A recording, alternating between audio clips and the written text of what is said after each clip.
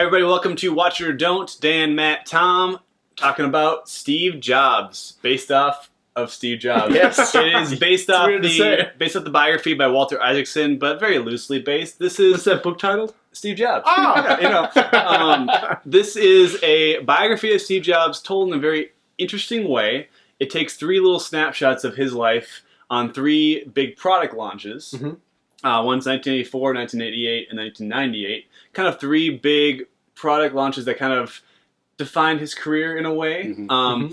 And Steve Jobs stars Michael Fassbender as who? As Steve Jobs. Oh, okay. You may remember Ashton Kutcher as Steve Jobs earlier. He's not this time. Nope. It's Michael Fassbender. Kate Winslet plays his kind of marketing assistant. Jeff Daniels is kind of his CEO. Seth Rogen is Wozniak. A lot of good actors in this. Mm-hmm. And I should say this is directed by Danny Boyle, director of a lot of different things, from Trainspotting to Slumdog 28 Days Millionaire. Later, yeah. And it's written by Aaron Sorkin, which you can definitely tell. Aaron Sorkin from The West Wing and Social Network and a lot of Newsroom. Yeah. The dialogue in this is very fast-paced. And I have to say, they could have done a lot of different things in this movie to tell Steve Jobs' story. I'm glad they did it this way. Mm-hmm. Steve Jobs has a very interesting and not long, but... right. There's a lot to cover. A lot to cover in his life.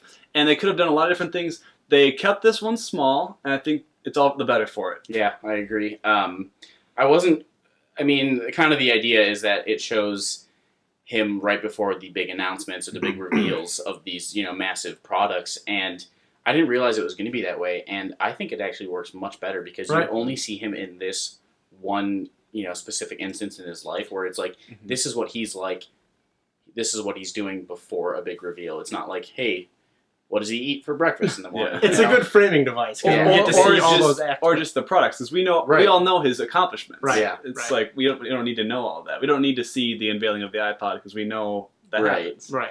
So this one is interesting because this is the one that shows that Steve Jobs was an asshole, and Steve Jobs was at least mostly an asshole. Probably. He is brilliant and whatever, but he was very uncouth.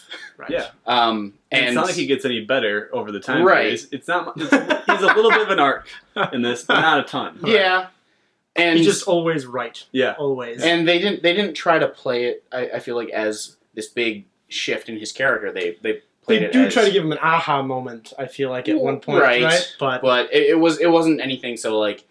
It wasn't Scrooge, learning the meaning of Christmas. So yeah, he ended up being richer. The end. I have read the biography this is based on, and it gets the facts right. The actual scenes themselves, obviously, probably didn't happen. Yeah. For one, they all take place about 5 minutes before he goes on stage, which is just a little unrealistic. But that they are unrealistic. It's a little, I don't know, gimmicky, I guess. At a certain point. But they do accomplish what they're going for in showing the Steve Jobs character. And Michael Fassbender does a great job playing him. But you can really see why this guy is so well-liked and so despised as well. Yeah, right. And it's very difficult to find the reasons for each without crossing over, Like, the things that made him great were also the things that were about because he was such a jerk sometimes, you know? And, the whole genius madness thing, it kind of comes into play here. But this did a kind of a good job of showing you that most of the people that loved him didn't know he was so mean. And there's like points in the movie where people are like hearing him talk and like, what? He's a bad guy? Well, and he's not a bad guy. He's he's a dick. And like we said, Steve Wozniak was the guy who made made the computer with Steve Jobs. And Steve Wozniak is, if you've ever seen him in interviews or anything, he's a very, very nice nerdy guy, like one of the kind of softest spoken major figures I can think of. Right. And I know he came out and said that the things that Seth Rogen's character says to Steve Jobs are things that he never would have said, but he also didn't claim that they were wrong. He didn't. Right. They had the sentiment there, so it was very much a Sorkinized version of probably what was actually going through the minds of most of these people. Probably, yeah. I'd just say I'm pretty hit or miss on Sorkin dialogue. I think it can be kind of overly pretentious sometimes. It works in this. Right. I think the dialogue is Steve. very quick. It makes sense, too. It's like, these are smart people. They know how to make quick dialogue changes. Right. It fits the narrative. There's also a lot of pressure, put on them in the industry, but also doing these big events. So it would make sense. And that's the other driving force, is that he's always got 10 minutes to get on stage, and he's talking to 20 different people. That pace is one of my favorite things in the movie. It moves so quickly, and you're kind of moving through hallways underground of these little like orchestra halls, kind of moving through. It's a 2-hour movie, but it moves so fast. It does move fast, and it's over before you know it. I was hoping for more, which is always a compliment from a movie, especially a biography. Right, a big props to Danny Boyle, who is kind of the perfect director to take on that fast pace of Sorkin's writing, you know, because he's a very energetic. I mean, again, if you've seen Trainspotting or 28 Days Later, even like Slumdog, you know, like it's very exciting. It's very there's a lot of energy in there, and he's a good director for something like this. And I mean, I gotta say it actually surpassed my expectations. I kind of had some major doubts about this movie, and always trust Danny Boyle. let's jump into ratings then, Tom. Sure. What do you think? I'm this one I think very clearly earns a great. It's not by any means my favorite movie, but I mean the writing is good. It's not like Dan said, it doesn't get to be too much of the Sorkin thing. Danny Boyle did great. The acting was good on all accounts. So it's a solid movie. I'd say definitely worth seeing.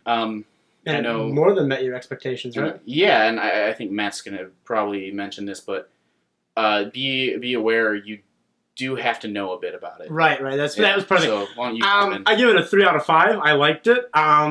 I don't know if I'd watch it again, because I feel like most people know just the Steve Jobs stories. Like, he was kind of a dick. It's like, I don't really need to watch a movie about this guy that was kind of a dick, and because I just know. But the acting is great. Like, Michael Fassbender, fantastic. What you're talking about is that there's parts in the movie where if you just know the bare minimals like I do, every now and then you can get a little lost in the whole...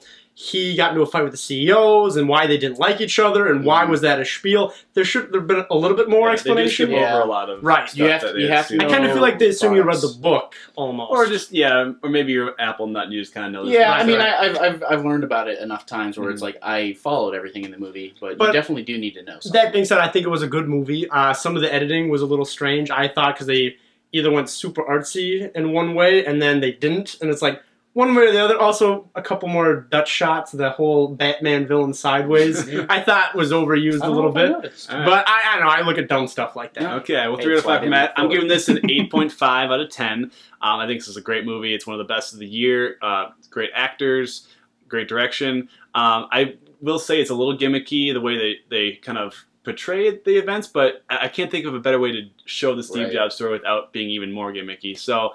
8.5 for me. Do you think he'll get an Oscar now? I think he will. Yeah, I think he might. I think he might. And he's in every scene of the movie. It's all him.